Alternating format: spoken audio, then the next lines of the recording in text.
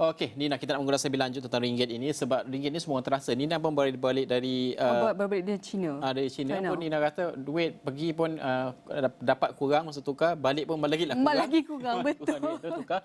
Tapi ini realiti semasa. Kita nak bawakan seorang lagi pakar kita, Profesor Madya Dr. Irwan Shah Zainal Abidin, Pensyarah Ekonomi Universiti Utara Malaysia UIM, bersedia berkata ini. Assalamualaikum Doktor. Selamat pagi. Selamat pagi, Doktor. Selamat pagi. Okey, Doktor, pertama sekali kita nak melihat kepada ramai pakar yang melihat bahawa bank negara harus segera menaikkan kadar faedah ataupun OPR ini untuk untuk setidaknya selarikan keadaan semasa berbanding dengan The Fed di Amerika Syarikat. Kita akan melihat pada minggu ini akan ada pengumuman oleh bank negara, adakah ini akan menyaksikan peningkatan dan sekiranya ada, bagaimana ini mungkin membentuk pergerakan ringgit kita sepanjang untuk minggu-minggu mendatang. Kalaupun Bank Negara Malaysia menaikkan kadar OPR, saya fikir kesan dia agak terhad dalam konteks untuk kita nak mengawal ataupun cuba untuk mencari penyelesaian kepada kejatuhan nilai ringgit pada ketika ini. Jadi bagi saya pada ketika ini pun sebenarnya Bank Negara sudah pun melakukan intervensi dan saya fikir ini adalah satu tindakan yang tepatlah. Tapi cumanya apa yang saya lihat, keputusan untuk menaikkan OPR itu akan memberikan banyak kesan negatif, terutamanya dari segi peningkatan dalam kos pinjaman, kos sara hidup rakyat secara keseluruhan. Jadi bagi saya dalam konteks kejatuhan harga ringgit ini, apa yang perlu dilihat adalah bukan sahaja dalam konteks dasar monetary tetapi juga dari segi dasar fizikal, kerana saya fikir secara asasnya apa yang perlu kita lihat adalah dari segi bagaimana menaikkan keyakinan pelabur dan juga bagaimana kita mencari pelbagai aktiviti ekonomi yang dapat meningkatkan permintaan ringgit, contohnya daripada sektor pelancongan dan sebagainya. Doktor, seperti yang kita lihat daripada iaitu jangkaan unjuran Institut Bank Negara, mereka mengunjurkan bahawa nilai ringgit kepada USD dolar untuk suku ketiga, suku keempat akan kekal di paras 4.5. Kalau kita lihat sekarang ada 4.6 dan kalau kita teliti kebanyakannya penganalisis pakar mengatakan kita tidak perlu risau. Tetapi bergerak ke hadapan sebagai satu negara Malaysia, seperti yang doktor cakap tadi, sebenarnya kita harus fokus kepada terhadap mengubah persepsi pelabur, mengubah keyakinan mereka ke tahap yang lebih baik, termasuk juga dengan peluang iaitu kita cari di sebalik aktiviti ekonomi. Jadi ini adalah dikatakan jangka pendek. Jadi bagaimana rakyat Malaysia mungkin boleh mengambil peluang di sebalik ringgit yang tengah menurun ini, doktor, bergerak ke hadapan? Bergerak ke hadapan, apa yang boleh dilakukan oleh rakyat agak terhadlah. Saya nampak apa yang banyak kita rasai dan juga saya fikir apa yang akan diimpaknya kepada rakyat tu lebih negatif daripada positif. Jadi menuju ke hadapan, saya mungkin agak tidak setujulah bila kita kata ringgit itu kalau dia lagi jatuh sehingga 4.5 tu bukanlah sesuatu yang perlu dirisaukan. Saya fikir ini adalah perkara yang perlu diberi perhatian kepada kerajaan, kerana saya secara peribadi tidak percaya kepada kecekapan pasaran lah. Saya tak setuju bila kata kalau harga barang naik jadi kita jangan beli. Itu kenyataan kita mengandaikan bahawa pasaran itu cekap.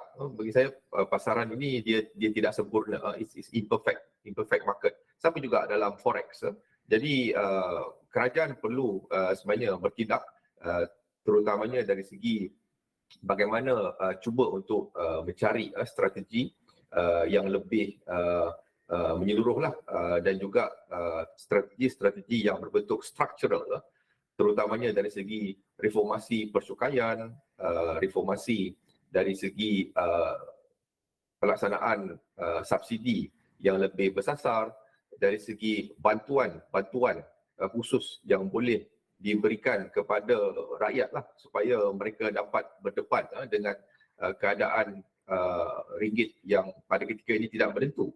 Tapi macam saya sebutkan tadi, kalau kita bercakap bagaimana rakyat boleh mendapat manfaat dari segi jangka masa panjang, saya tidak nampak apakah manfaat dia dari segi jangka panjang. Tapi dalam jangka masa pendek ini, saya yakin bahawa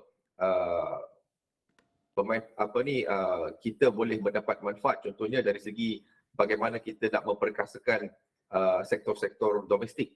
Tapi ini dengan andaian bahawa kita mempunyai kuasa belilah untuk nak merancangkan ekonomi. Masalah dia, kuasa beli kita pun sudah semakin terakis akibat daripada kejatuhan ringgit ini. Walaupun kita boleh katakan kejatuhan ringgit ini memberikan kebaikan kepada ekspor, pasaran ekspor, komitmen ekspor. Tapi jelas bahawa data-data yang kita lihat menunjukkan bahawa berlakunya kemerosotan juga dari segi prestasi ekspor, prestasi import, prestasi perdagangan kita, prestasi kita punya balance of payment pun sudah semakin mengecil. Jadi ini tidak reflect kepada keadaan yang menyatakan bahawa kejatuhan ringgit ini akan memberikan manfaat dari segi pemain-pemain ekspor kita. Jadi bagi saya ini melibatkan isu struktural yang memerlukan perhatian khusus daripada kerajaan untuk memastikan bahawa dalam jangka masa panjang kita mempunyai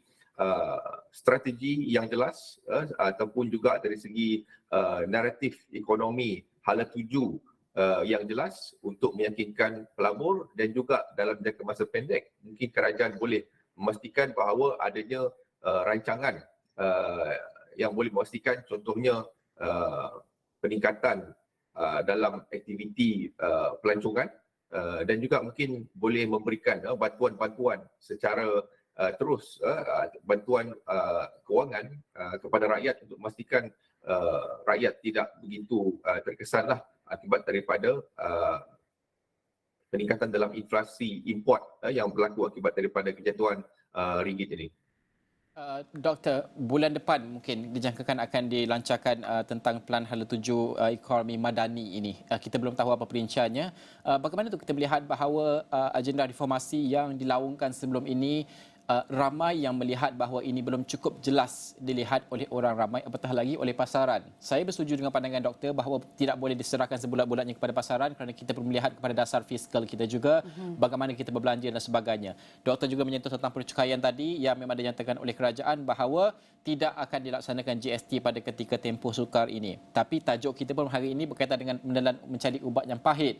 Ada kalanya pengenalan dasar-dasar seperti ini adalah tidak popular dari segi politik. Ubatnya pahit tapi perlu dilaksanakan. Bagaimana pandangan doktor? Adakah ini ada dalam agenda kerajaan pada ketika ini cukup jelas ingin dilaksanakan bergerak ke hadapan ataupun masih lagi samar-samar lagi? Ya, bagi saya masih tak jelas.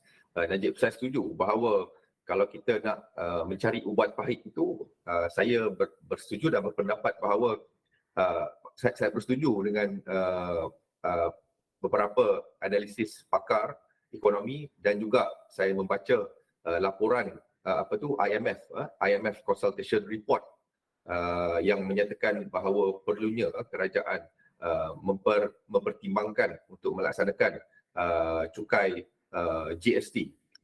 Jadi ini bagi saya perlu diperjelaskan kerana kalau kita tidak memperincikan dan menumpukan kepada usaha untuk nak memberikan ataupun meletakkan satu bentuk cukai yang lebih cekap daripada apa yang ada sekarang, ini menyebabkan walaupun kerajaan menjangkakan apa-apa pengumuman dasar sekalipun ataupun hala tuju naratif ekonomi sekalipun, mesti ada dari segi keadaan di mana pasaran dan juga pemain-pemain industri agak skeptikal Najib dan juga Gina, kerana kalau kerajaan mengatakan mereka melihat usaha untuk nak mengurangkan hutang dan juga defisit itu adalah satu prioriti mereka, jadi persoalan dia apakah strategi yang tuntas ataupun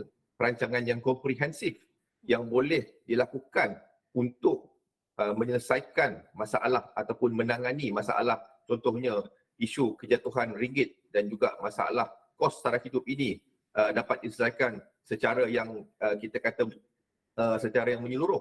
Jadi ini menimbulkan persoalan di mana hasil negara yang akan dikutiplah di masa depan dalam konteks cukai. Begitu juga saya nak sentuh sedikit di dalam belanjawan 2023 ada dilihat, ada dikatakan untuk membuat kajian lah berkenaan dengan cukai capital, capital gains tax. Ini pun saya fikir juga perlu diperincikan dan juga mungkin rakyat pelabur tanya-tanya adakah kita akan laksanakan capital gains tax ini ataupun bagaimana. Kerana kalau kita betul nak mencukai orang kaya, sebenarnya orang kaya ni dia bukannya T20 ya. Orang kaya ni mereka mendapat pendapatan daripada aset. Jadi kalau tidak ada capital gains tax itu maksudnya kita sebenarnya tidak mencukai golongan kaya. Jadi kalau kita hanya fokus kepada T20 dan kita contohnya menarik subsidi golongan T20, mengurangkan dari segi pemberian bantuan kepada golongan T20, saya fikir kita sudah silap dari segi usaha untuk kita nak merasionalisasi subsidi itu. Baik, jadi seperti yang doktor cakap tadi, sebenarnya untuk kalau kita teliti perkara ini, pasal cukai ini, sebenarnya kerajaan ada pernah maklumkan bahawa cukai tidak boleh dilaksanakan ketika ini kerana keadaan ekonomi rakyat, kos sara hidup yang sangat tinggi. Dan namun kalau kita lihat seperti yang terdapat beberapa pandangan, iaitu penalisis mengatakan bahawa antara cara untuk mengawal iaitu kurangkan hutang negara, untuk kawal defisit negara adalah perlu mempunyai iaitu sumber pendapatan negara yang amat kukuh, dan mungkin kita ramai yang berpandangan iaitu cukai sepatutnya digerakkan. Namun kalau kita cakap mungkin cukai ataupun GST ini tidak sesuai dilaksanakan, tetapi mungkin kita boleh memadanikan cukai ini seperti yang kita memadanikan iaitu daripada pergi penstrukturan ekonomi, kita memadanikan, mungkin kita memulakan iaitu pencukai ini pada iaitu tahap ataupun yang rendah. Adakah ini boleh dilaksanakan pada masa akan datang, ataupun sebenarnya kita perlu teliti penstrukturan cukai kepada aspek lain lagi, doktor, bagaimana? Kita letak situasi lah. Kita letak situasi terus, doktor. Kalau GST 4%, boleh kita laksanakan? 4% bagi saya kita tak dapat laksanakan. Kerana kalau 4% tu maksud dia kita akan mendapat hasil yang lebih rendah daripada apa yang kita dapat sekarang. Namun begitu, okey, walau bagaimanapun ia saya fikir adalah satu permulaan yang baik kerana saya berpendapat pelaksanaan GST adalah asasnya bukan sahaja berkenaan dengan meningkatkan hasil negara, tetapi juga ia adalah satu sistem cukai yang jauh lebih cekap, jauh lebih efisien, jauh lebih telus daripada apa yang ada sekarang. Jadi saya fikir kita perlu mengambil prinsip ataupun semangat untuk nak melaksanakan GST itu bukan hanya melihat kepada kadar perantusannya ataupun dari segi berapa hasil yang kita patut dapat. Jadi dalam konteks itu bagi saya walaupun 2%